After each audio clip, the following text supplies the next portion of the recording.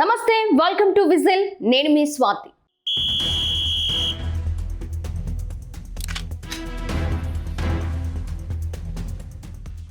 తప్పులు చేయడం, పక్కవారి మీద నెట్టడం, ప్రజల్ని మోసం చేయడం వైసీపీకి పరిపాటిగా మారిపోయింది.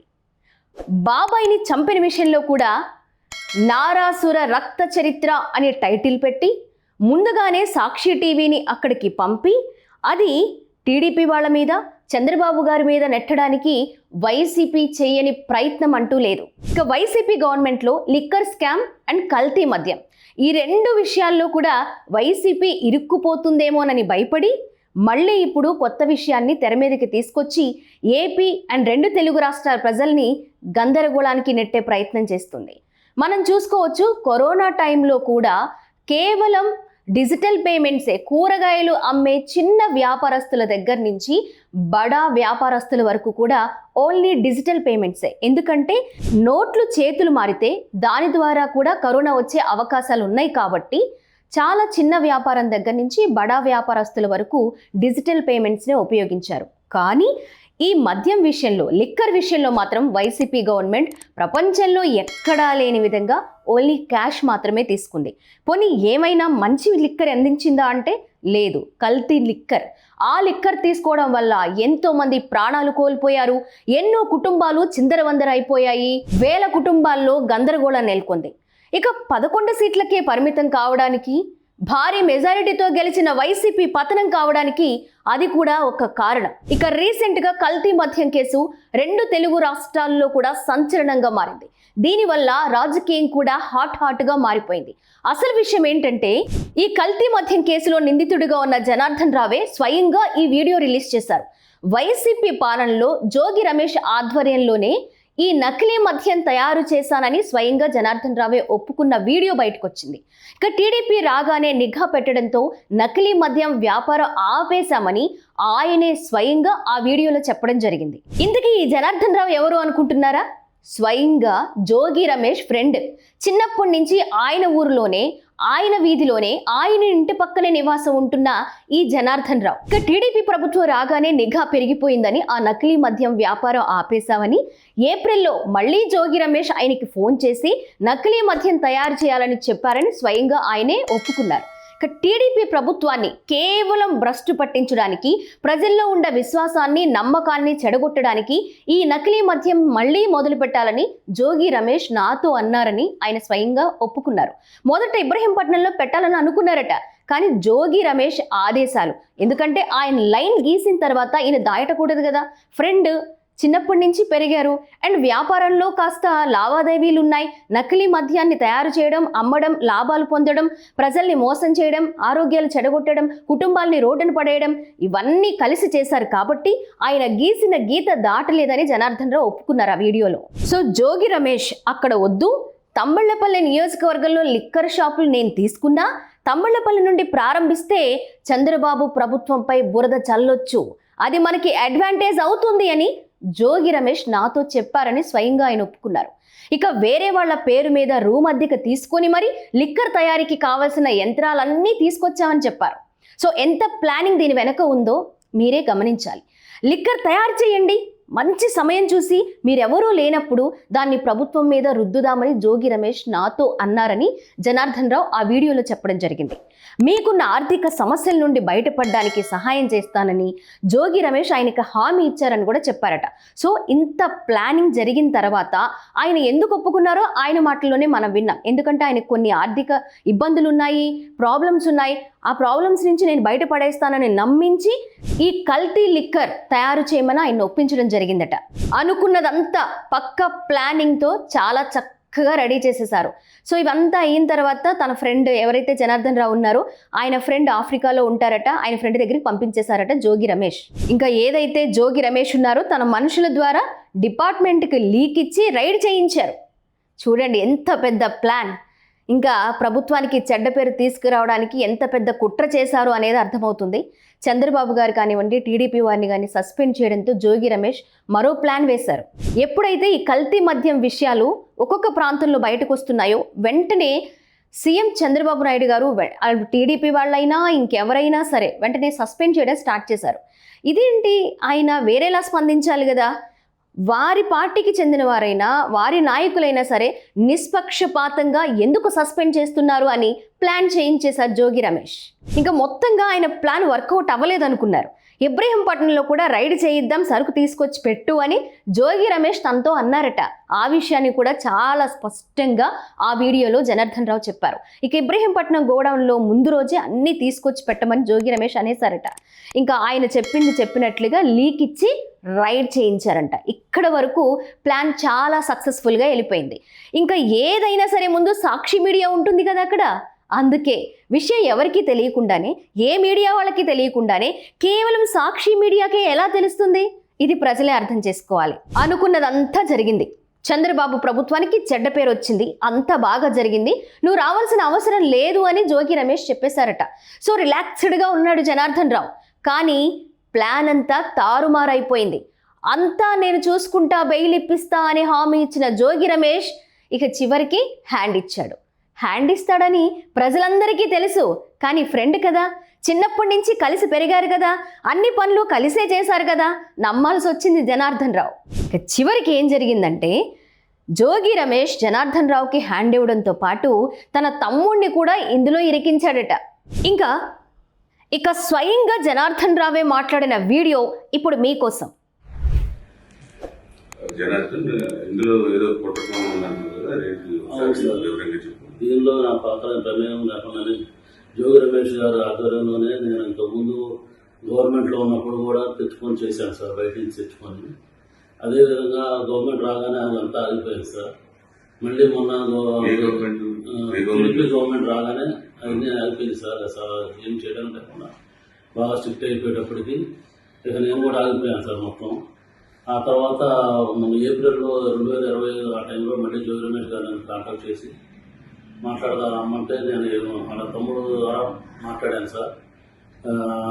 టీడీపీ గవర్నమెంట్ మీద ఏదో రకంగా మనం బురద చల్లాలి, వాళ్ళకి యాడ్ చేయాలి, మనకి అప్పుడు మైలేజ్ ఎక్కువ ఉంటుంది అని నువ్వు ఇంతకుముందు చేసేవాడు కదా, చేశారు కదా, వాళ్ళందరినీ మళ్ళీ పిలిచి లైన్లో పెట్టన్నారు సార్. నేను ఇబ్రహీంపట్నం అనుకున్నాను సార్. తర్వాత నేను మా క్లాస్మేట్ జయచంద్ర రెడ్డి తమ్ముడిపల్లి అని తెలిసేటప్పటికి చిత్తూరు జిల్లా, ఉమ్మడి చిత్తూరు జిల్లా వచ్చింది కాబట్టి ముందు అక్కడ ప్లాన్ చేద్దాం, చంద్రబాబు గారిని బ్యాన్ చేయడానికి అక్కడ చేద్దాము. ఇప్పుడు నేను అక్కడ వైన్ షాపులో వాళ్ళకి వచ్చినాయి, వాళ్ళు చేసుకోలేకపోతే నేను తీసుకుంటున్నానని చెప్పి జోగి రమేష్ గారు చెప్పాను సార్. అయితే అక్కడే ప్లాన్ చేయాలని చెప్పారు. నేను అక్కడ లోపల అతను ఉన్న పార్గ శ్రద్ధాన్ని అతను పట్టుకొని అవన్నీ రూమ్ అద్దెకి తీసుకొని వేరే వాళ్ళ పేరు మీద అక్కడ సెటప్ అంతా చేశాను సార్. చేసిన తర్వాత ఎవరైతే ఉన్నారో వాళ్ళకి తెప్పించి అన్నీ రెడీ చేయించు, మందు తయారు చేయడానికి కావాల్సిన స్పిరిట్, లేబుల్, క్యాపులు అన్నీ, దాన్ని కలిపేదానికి కావాల్సిన కెమికల్స్ అన్నీ తెప్పించి బాలాజీ ద్వారా చేశాను సార్. అది ఎప్పటికప్పుడు 1 నెల 2 నెలల్లో ఇది ఇలా అంతా రెడీ చేసి పెట్టండి. రెడీ చేసి ఎప్పుడైతే పెడతారో అప్పుడు మొత్తం ఎక్కువగా ఉన్నప్పుడు మీరు ఎవరు లేని సమయం చూసి దాన్ని గవర్నమెంట్ మీద బొజ్జాలి, నీకు ఏం కాదు, నీకు ఏమైనా ఇబ్బంది అయినా నేను చూసుకుంటాము. నేను బాగా ఆర్థిక ఇబ్బందుల్లో ఉన్నానండి. ఆ ఆర్థిక ఇబ్బందులన్నీ నుంచి తీసేసి మీ ఫ్రెండ్ అక్కడ ఎట్టో ఆఫ్రికాలో డిస్టరీస్ ఉన్నాయి కదా, అక్కడికి వెళ్ళిపో, నీకు దానికి కావాల్సిన అమౌంట్ 3 కోట్లు మేము సర్దుతాము, నువ్వు అది ఇవన్నీ ఏం చెప్పకుండా మామూలుగా తిరిగినట్టుగా ఉండు, నువ్వు అక్కడికి వెళ్ళి అన్నీ రెడీ చేస్తూ ఉండే ఎవరికి అనుమానం రాకుండా అని చెప్పారు సార్. అదేవిధంగా తిరుగుతూ ఉంటుంది. ఏ నెల అక్కడ కుర్రోడు కూడా వెళ్ళిపోతానంటే నేను గట్టిగా అడిగాను సార్, ఇబ్బంది అవుతుంది అని అడిగితే మొన్న సెప్టెంబర్ 20వ తారీఖు తర్వాత ప్లాన్ చేద్దాం, నువ్వు మీ ఫ్రెండ్ ఎక్కడున్నాడో కనుక్కో అంటే నేను కనుక్కుంటే ఆఫ్రికాలో ఉన్నానని చెప్పాడు సార్.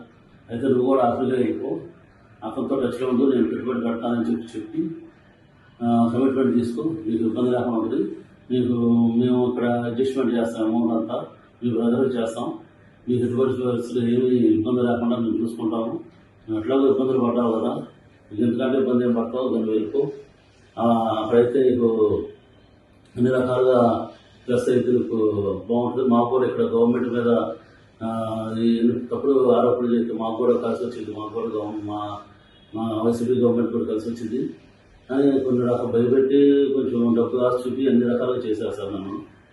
ఆ తర్వాత లాస్ట్కి ఇంకా 20 నేను టికెట్ బుక్ చేసుకున్నానని చెప్పాను సార్. 24 వెళ్తానికి. అప్పుడు 23 బట్టి ఇంటికి రమ్మన్నారు సార్. ఇంటికి వెళ్ళాను సార్ నేను. వాళ్ళ ఇంటికి వెళ్ళినప్పుడు అక్కడ లోకల్ నాయకులు జోగి రమేష్ గారు, రాము, నాగిరెడ్డి, స్వామి గారు అట్లా ఉన్నారు సార్. ఇంకా పిఏ రాము అందరూ ఉన్నప్పుడు ఒక నిమిషం మామూలుగా మాట్లాడి తర్వాత వాళ్ళందరినీ సెట్ చేసి వాళ్ళు వెళ్ళిపోయారు సార్. వాళ్ళు వెళ్ళిపోయిన తర్వాత ఇవన్నీ డిపార్ట్మెంట్ ద్వారా మన సురేష్ ద్వారా ఏలూరు జిల్లా